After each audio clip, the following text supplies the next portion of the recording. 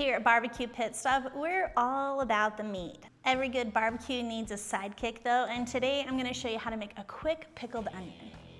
To make quick pickled onions, you're gonna grab a red onion and you wanna slice that into paper thin little strips. Once you've got your thin slices of onion, you're gonna shove those into a jar. You wanna tightly pack them in there. Once the onions are stuffed into there, we're going to make our brine.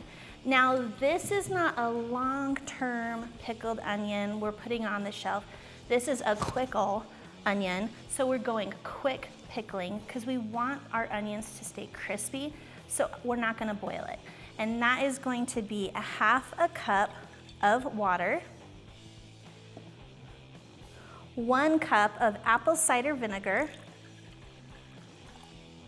Then I'm gonna throw in about a tablespoon of the sugar.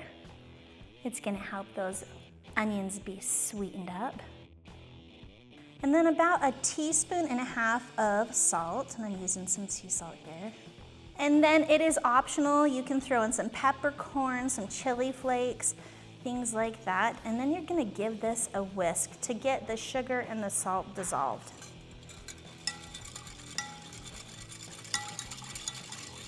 Then you just simply pour that solution over your thinly sliced onions.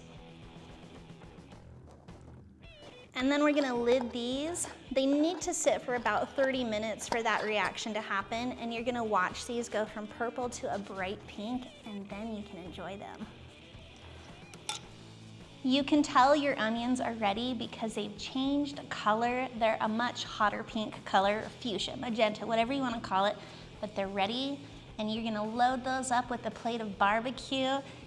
You got a bright, tangy, crunchy sidekick that's gonna make your barbecue plate perfect. Make sure you're following us on BBQ Pit Stop's YouTube channel or our socials for more recipes where we want to empower you to make the best barbecue.